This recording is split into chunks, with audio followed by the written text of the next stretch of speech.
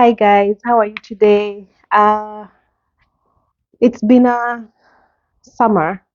It's been really hot. It's been really dusty. I'm just like getting allergies and all of that stuff. I don't know how your summer is going. Um, the weather is crazy. It's like really hot, then it's really raining, and then it's really all over the place. But today, I'm going to be talking about three things that I want you to start getting, motivating you to lose weight. And summer is a good time for doing this actually. For some of the things, the first thing I want you to do is move. You need to move. Summer is a good time to move. You can be outside, you can walk, you can run, you can go swimming, but you have to do some kind of movement. So it is recommended, the this is like a known recommendation that you're supposed to have like 150 minutes or per week in where you're supposed to be walking for you to have healthy or uh, good exercise. The recommended amount of time is 150 minutes per week for you to be at least going towards fitness. So that comes to about like 30 minutes for 5 days. So if you're able to put away 30 minutes for those 5 days and just walk, that is awesome because the walking is the least that you can do and it didn't take too long and you can take advantage of nature. Walking in nature helps to it calms you down. It reduces the stress levels, which is as I call stress levels increase cortisol, which make you retain fat. So reducing the cortisol levels helps you to increase or start, that process of reducing those hormones which keep the fat. So the fat is able to be lost in a much, uh, easier way. And then walking, especially if you're doing it with people, you can walk with your friends, you can walk with your family. That's your time to bond. For other people, they walk with their pets, for like their cats, their dogs, and just that going out is really helpful. And so the other thing is, that I've learned along the way is that there are different kinds of movement. There's the movement which is the basic movement, which you're doing within the house when you're doing your chores. You also need to do that. Like the that basic, like when you're at home, don't just sit down on the couch. Try and do some activities. If it's vacuuming, washing the dishes, um, mopping the floor, cleaning, the dusting the house, the windows. Those small movements increase your. There's a word for it, I don't know, but it's that um, basal um, metabolism, and it keeps your metabolism at that state where there's some kind of activity going on, so there's some calories being lost. Like when you check your Fitbit and you're like, how come I lost these calories? I wasn't doing anything. Like when you're sleeping and all of that stuff, calories are being lost. So that basic movement is what allows for those loss of calories. So you need to do that. You need to do more of those kind of movements. Keep yourself active even when you're in the house. If you have stairs, climb the stairs up and down. If you're like going from the house to the garage, that kind of movement is making you add your steps in.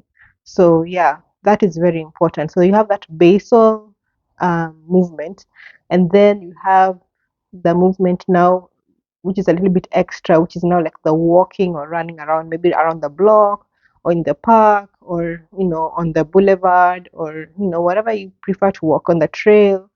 That is a little bit higher. It might, depending on how you're walking, if it's like slow movement, fast movement, it might be a low intensity like workout, or it may turn out to be a high intensity workout depending on how fast you're moving. So yeah, so one is the one which is in the house. Second is the one which you're actually like walking around, like a purposeful movement. And then the last one is the high intensity workouts, like going to the gym, or like high intensity workouts on videos, TVs, YouTube videos, things like that. Um, where you're doing you're increasing your heart rate in a very high manner, so that you're actually using calories. Your calories are being spent. Um, so like when you're going to the gym, you're actually using the workout stuff, the weights, the treadmill, the step master, whatever that you're using. Or if you're swimming, but you're doing it like a workout kind of thing, not like a lazy swim. Or if you're, like what is it? Um, like the high intensity workouts, like like what is it? I'm forgetting the names. Like I don't know, is it called P20, T25? Those kind of high intensity workouts. So those kind of body workouts, depending on your comfort level, increase your heart rate to a high amount, and then um, bring the heart rate down, and then up again, and then down. So those have also been shown to be very useful in terms of losing the weight.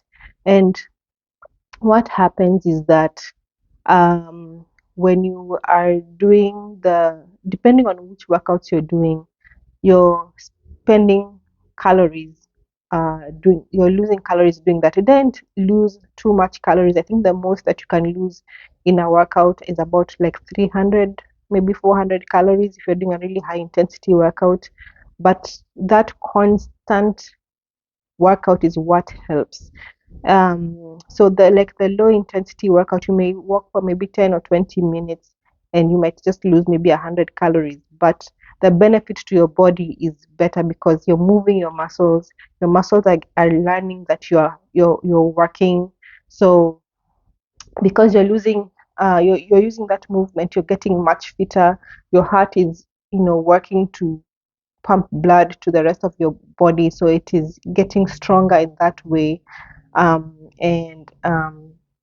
you're sweating, you're removing the excess water that you may have.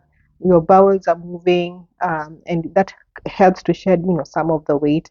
And then also the fat also goes down, especially if you're doing it in a consistent manner.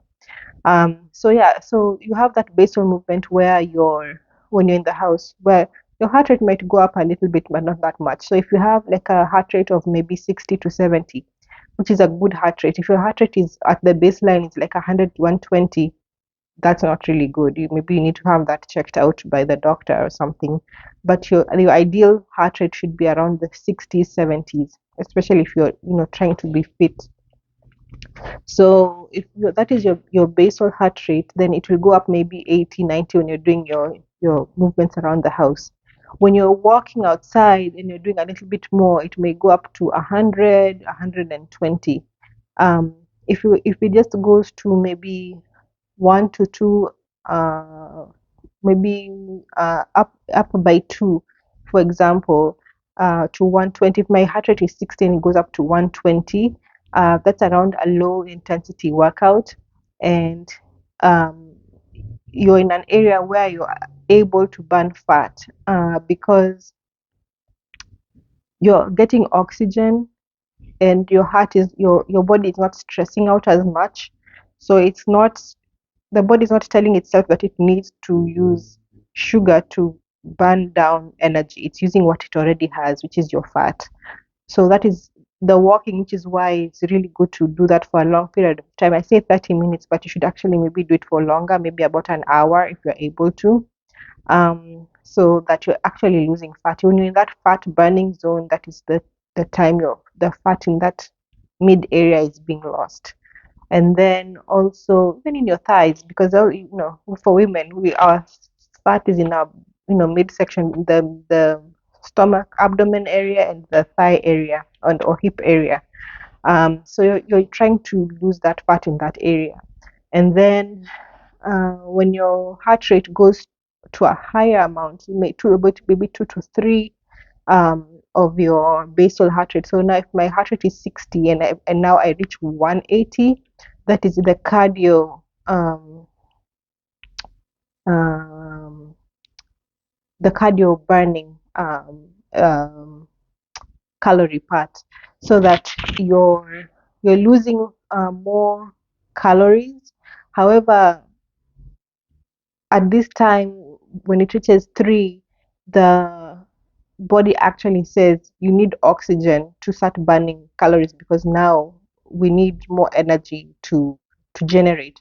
So you may not burn a lot of fat, you may actually burn more of your what they call glycogen. It starts to recruit glycogen from the stored carbohydrates which is in your body and break that down into energy. So that's why when you're like going to the gym, sometimes you may not see that you're losing a lot of fat, because you're not actually in that fat burning zone. And that's why um, you, I mean, you'll get fit because you're losing calories. You may even lose weight in terms of you you lose a little bit of fat, but you're also gaining a little bit of muscle. So you may not notice really much like a weight loss, especially in terms of maybe fat. So I mean, you'll still lose fat if you're doing it often enough, but you'll also gain muscle. And your heart also becomes fitter. So you will be fit in whatever case you're doing. We're trying also, all of these things are for you to be fit in general. But if you're trying to burn fat, then you need to be in that low intensity area. And that's why the heat is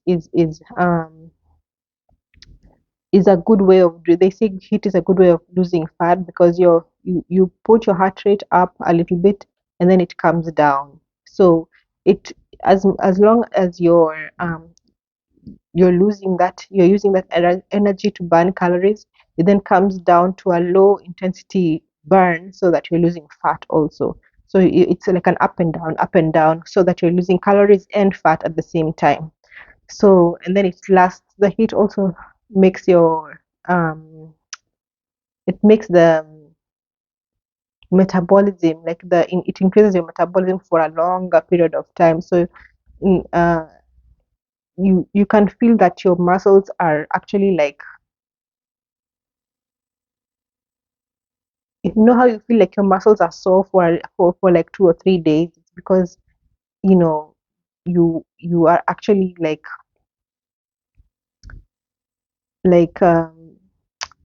the muscles have been used for movement, so they feel it. They're trying to reduce, they've built up that lactic acid, they're trying to remove that lactic acid, and you feel like your energy is there for longer. I don't know how to explain it, but it's actually a longer period of the effects of the heat is for a longer period than just walking. So generally, yeah, that's a good way of of trying to lose weight. I know, people, you may not like it, but I think if you move more, even if you just decide, yeah, I'm gonna be walking more, that is a good step in the right direction. So the most important thing is that constant exercise. The more constant exercise, the more calories lost. And don't go and then eat and I mean do your exercise and then eat a whole lot of stuff. Then work that way, because as you know, as I said, exercise reduces just a little part of the calories. What is takes most of the weight? They say it's about what 80 or 85% is food, 20% is the exercise. So you have to eat well. So that's my second part. Number two is your food. You have to reduce your portions. Um, so if you're a good way of reducing the portions, if you're eating a regular meal, is to reduce the plate size. So if you have a large plate, which is usually what you'd get at the restaurants and all of that stuff, um, or even if like in the shops, they always sell you big plates, but try and reduce your plate size to the small like plates or the bowls, and then um, you'll actually get full with those.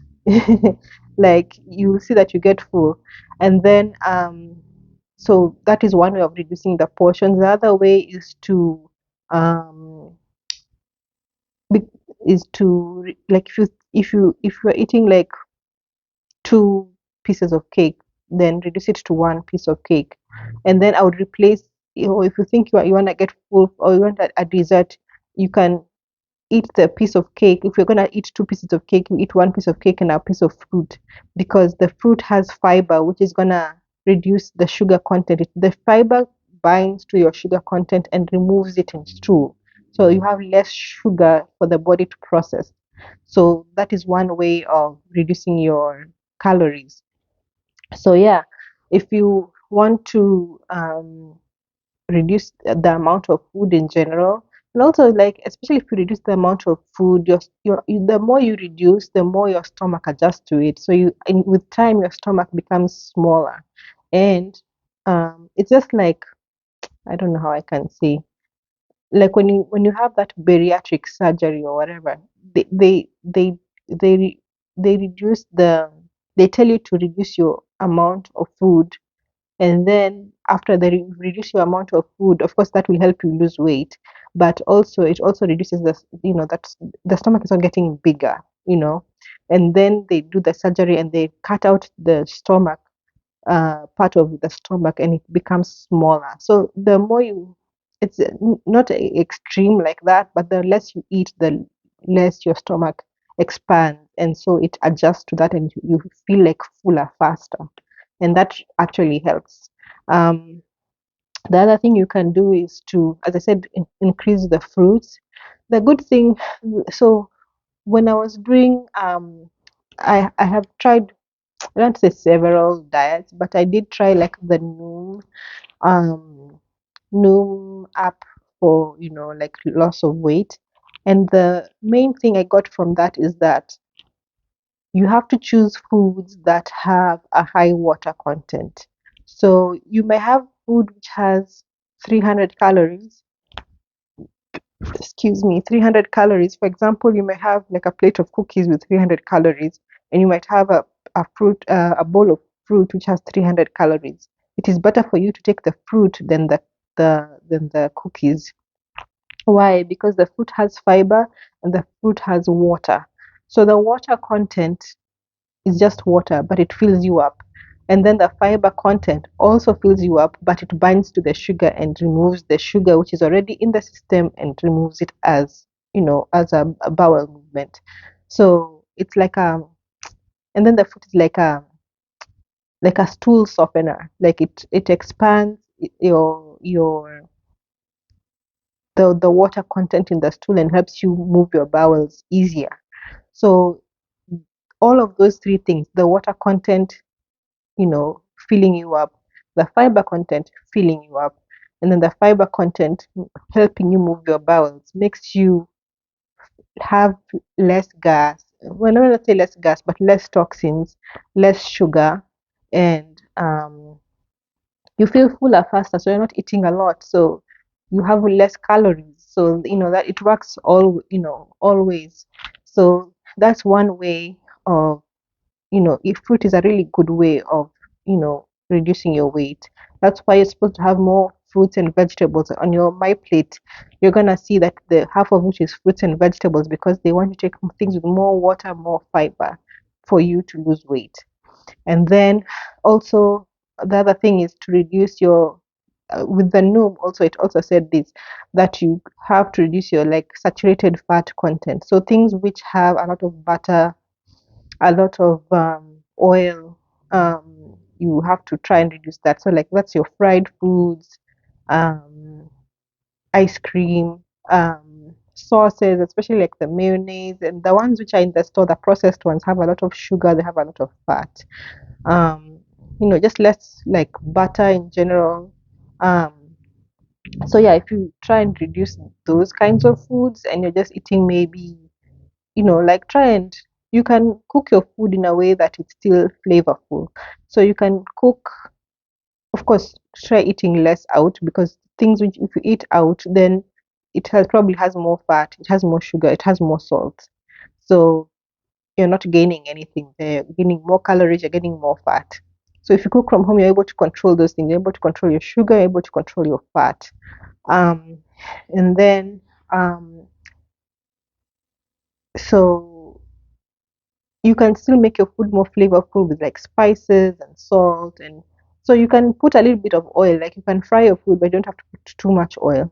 Or you can, if you want to like do stews or boil your food, whichever you want, but you can also put spices like your salt and I don't know what you guys, oregano, basil, pepper, whatever you want to do to, bring more flavor into your food, and it works like salmon. If you eat salmon, all you need to do is a little bit of oil, salt, pepper, and your fish, and you're good to go. You can eat that with salad. You can eat that um, with rice. You can eat it with whatever you want to eat it with. I would say potatoes, but as long as you're not putting too much, butter, milk, and things like that in the potatoes. Um, and then what was the other thing? Oh yeah, sugars and processed foods. So if you reduce your sugars and of course the processed foods, then you have less sugar, less salt in your meal, and therefore you're losing less. You're eating less calories. Apart from, and then of course processed food has a lot of fat. It has a lot of corn syrup, which makes you addicted to those things, so that you're constantly eating more of them, gaining more calories and gaining bad calories because they have more saturated fat and sugars and less fiber. So you can eat, for example, like a boiled sweet potato, which will be much better for you than sweet potato chips, which are processed. The sweet potato, which is cooked, has more water, has more fiber, and it's starchy, so it will keep you fuller for a longer period of time. You don't even have to eat much, and it will be broken down for a longer period of time. And that is useful for the body in terms of it then spike your sugars, it then cause your insulin to go high. The other thing is the sugars also cause inflammation. So increased inflammation causes increased fat processing because the inflammation causes toxins and the fat is the place where the toxins are kept. So the more you eat those toxic foods, the more like weight gain you have. So yeah, reduce your sugars, reduce your processed foods. If you're able to do that, so I said movement, the food, try and make good choices. It's all about decision making. You have to try and food is about, I mean, losing weight is about decision making. What do you want to do with your life? Do you want to actually lose the weight? Are you prepared to make the right choices in terms of making some movement, reducing your, the taking the right foods and avoiding the wrong foods, taking enough water, and, trying to keep motivated in keeping yourself in the path of weight loss. So yeah, that is my third thing, that you have to have some kind of motivation. What is your why? What is your why for you losing weight? Do you want to lose weight because you want to keep healthy? You don't want to go to the doctors anymore? You wanna, because loss of weight causes many things. It gives you your self-esteem back. It keeps you healthier. And even if you're sick, eating the right foods keeps you in the path of wellness and healing. So it's still beneficial for you. So if that is your motivation in terms of keeping healthy, keeping fit, then absolutely, remember to do that. And if that's what is your motivation, put it on a wall somewhere. Put it, tell your colleagues, and they will support you. For example, you can tell your family, your friends, and they should be able to support you. If that is what, if their purpose is good for you, they should be able to support you. Um, so for me, my husband is my motivator. He will do exercise and I'll try and do exercise with him, or seeing him do exercise will motivate me to go outside for a walk, and things like that.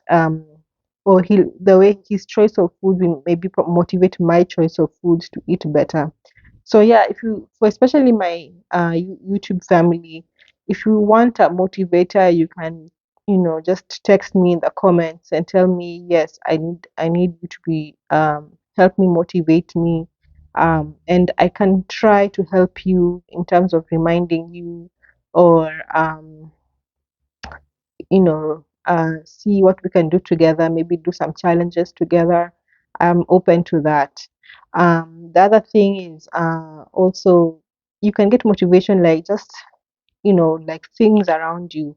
For me, I get motivation like from the YouTube videos. If I see somebody who says, "Oh, I had weight loss from this and this," I try and listen to what they did, and then I try to implement it. Or if I watch an exercise video, I try to do it, even if it's for like 5 to 10 minutes. I try and see if I can do some of the exercises, and it's better than nothing, because you know what are you losing if you do that exercise for those 10 minutes? I don't think you're losing anything. In fact, you're gaining stuff. So yeah. So yeah, in terms of like movement, make sure you have, the right gear to to motivate you to do the exercise. Have the right kind of, maybe the pair of shoes. You can get like New Balance, Nikes, whichever is good, depending on your soles of your feet, what you so that you don't have like unnecessary pains. Wear loose fitting clothes, things like tracks or gym pants, or something like that, which is able to absorb sweat. I can put some recommendations in the video description. You can also get like organic foods. In developing countries, you're able to get these organic foods everywhere. So you guys are lucky. In developed countries, most of the foods are from the supermarkets, the stores, they're already processed. I mean, you'll still get your vegetables and things like that, but organic food is also more expensive. But yeah, I mean, if you're motivated, you can still buy those foods. You can get them from Whole Foods, Trader Joe's. I'll also leave a description of some of the things like you can get from maybe Whole Foods or other stores, and try and buy things which have fiber. So like cereals, oats, can be a good things to eat, like granola bars. Although granola bars can have a lot of syrup, but if that's your alternative, that's fine. Um, oats is really good in terms of helping you get a bowel movement, and you can eat oats with apples, bananas, which are very good fruits also to move bowels. And then yeah, I think if you're able to do those three things. The other thing I didn't talk about is intermittent fasting, in terms of reducing calories. Fasting, if you're able to fast, is also very good, because what happens with fasting is it creates a process called autophagy, where your like the older cells, the cells which are supposed to die in their natural state, are put into that process where they actually, the body is able to rest enough so that it is able to send those white blood cells to destroy these old cells, these toxic cells, which are supposed to be dead anyway. And it's a type of healing for the body. So if you do the intermittent fasting, you're giving your body time to rest and do this cleanup of the body. I would say, yeah, autophagy is that cleanup of that body to remove all that bad stuff. So, yeah, so if you're able to do it, for some people, they eat between maybe 8 or 11 a.m. to 6 p.m., and then the rest of the time you're fasting. Uh, Me, because of my religion, we do it from sunrise to sunset. So and then once you start eating, don't go back to eating like the processed foods. You're still eating healthy. So you try and eat healthy, still eat things with a lot of water, a lot of fiber content, less of the fried foods. And you should be able to see a difference in in um in your weight loss as long as you're consistent. You just have to be consistent, and I am trying to be consistent. Sometimes it's hard, especially when life happens, but that is why we have this video, because I am trying to remind you to be consistent, do something, do any of those, if all the three things or any of those three things that I'm telling you, and start right away. And if you need some motivation, let me know, and I will let you and I will try to be like a sounding board for you. Okay, so I hope I've given you some nuggets for the week, the whole month, that your life. My intention is for a healthy population, a healthy people, less need to go to the hospitals and less need to spend money, going to, doctors, and trying to take care of ourselves, trying to feel good, increasing your self-esteem, and that is my goal for my YouTube fam. So take care, have a good rest of your day. Bye. Don't forget to like, comment, subscribe, share, and I'll see you again. Bye.